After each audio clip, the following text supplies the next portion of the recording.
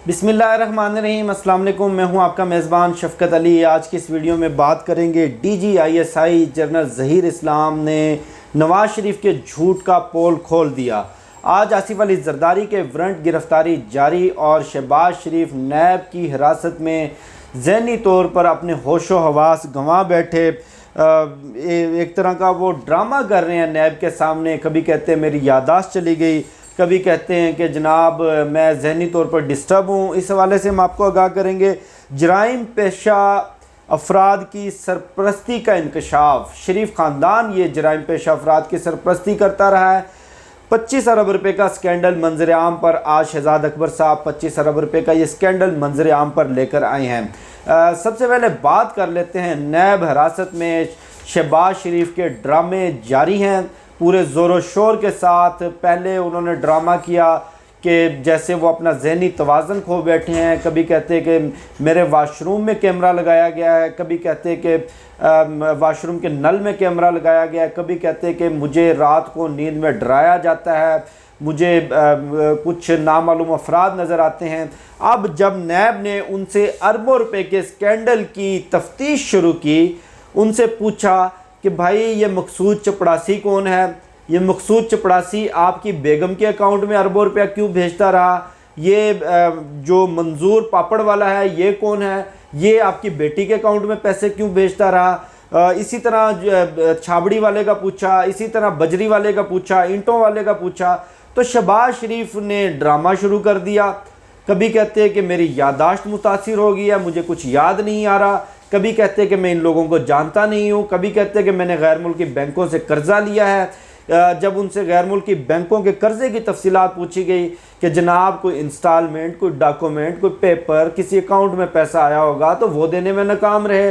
अब उनका 25 अरब रुपए का एक और टीटी स्कैंडल मंजर आम पर आया है। 25 अरब रुपए के इस टीटी स्कैंडल में जो उनका चपड़ासी मकसूद अहमद था, जो इस वक्त पाकिस्तान से फरार हो गया है, 3.7 अरब रुपये यानी कि 3.25 अरब रुपया उसके अकाउंट में आया। उस चपड़ासी के अकाउंट में वो पैसा उसने अपने अकाउंट से नवाज शरीफ की बेगम को, उनकी बेटी को, शहबाज शरीफ की बेगम और बेटी को और शहबाज शरीफ को ट्रांसफ़र किया और उनके बेटे सलमान शहबाज को ट्रांसफ़र किया। अब शहबाज शरीफ के ड्रामे जारी हैं कि मैं कैंसर का मरीज़ हूँ, मेरी याददाश्त मुतासिर हो गई है, मुझे कुछ याद नहीं आ रहा, मुझे माजी की बातें याद नहीं रहती।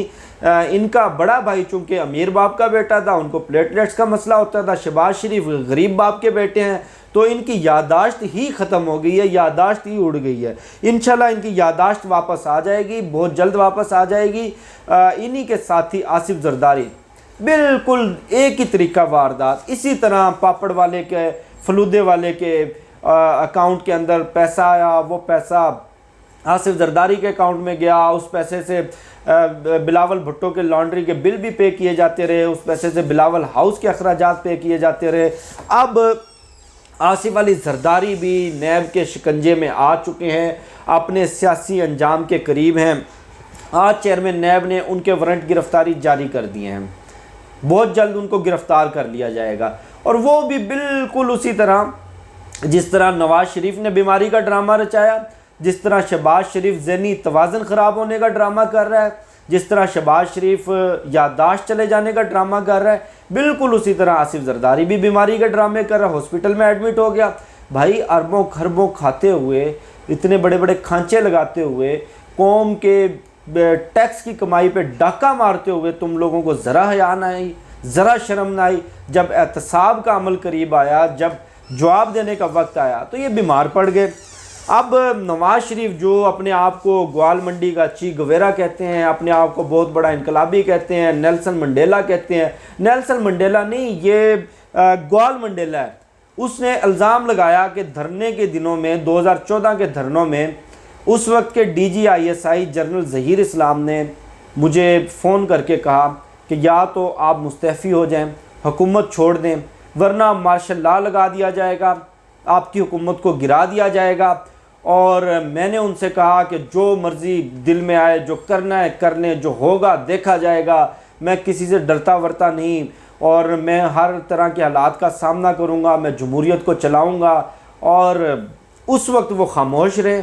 खामोश क्या रहे कि ज़हीर इस्लाम की रिटायरमेंट पर उनको खराज तहसीन पेश किया, बाकायदा ख़त लिख कर जमहूरियत के लिए उनकी अजीम खिदमात पर शुक्रिया अदा किया उनका, और एतराफ़ किया कि जमहूरियत की बहाली के लिए, धरने के दिनों में जमहूरी हुकूमत को बचाने के लिए आपकी ग्रां कदर खिदमात को हम हमेशा याद रखेंगे। ये कौम मकरूज़ है आपकी।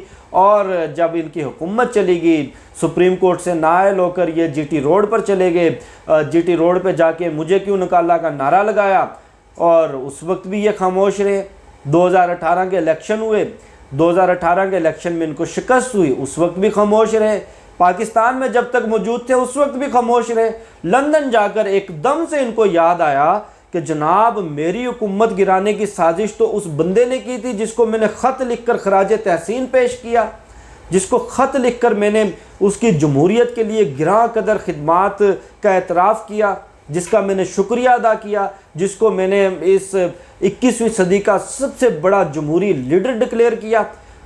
उसने तो जमहूरियत के ख़िलाफ़ बहुत बड़ी साजिश की थी, और साजिश भी बाकायदा इस तरह के मुझे फ़ोन करके। नवाज़ शरीफ का हाल बिल्कुल उसी औरत की तरह है जो 18 बच्चे पैदा करके भी कहती है कि आए मुझे सच्चा प्यार नहीं मिला।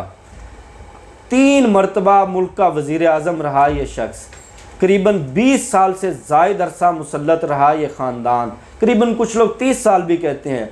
अब जाकर इनको याद आया कि जनाब जमहूरियत की राह में तो रोड़े इस्टेब्लिशमेंट ने अटकाए, इनको वो जनरल जलानी की सरपरस्ती याद ना रही, उनको जनरल ज़हीर काकड़ के ख़िलाफ़ और बेनज़ीर भुट्टो के ख़िलाफ़ की जाने वाली साजिशें याद ना रही।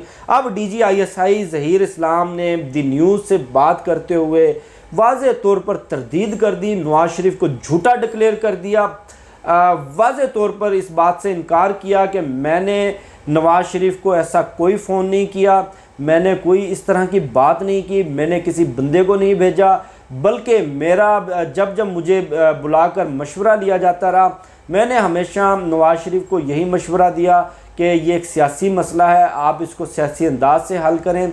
सियासत में पाकिस्तान की ISI, पाकिस्तान की आर्मी किसी किस्म की कोई मुदाखलत नहीं करेगी, हम आपके साथ हैं, जमहूरी तरीके से आप ये मसला हल करें, बातचीत के ज़रिए मसला हल करें, हम आपको हर तरह से ताउन करेंगे, आपके साथ आपकी मदद करेंगे। और ये सरासर झूठा इल्ज़ाम है जो मुझसे मंसूब किया गया है, मैं इसकी वाज़े तौर पर सख्ती से तरदीद करता हूँ।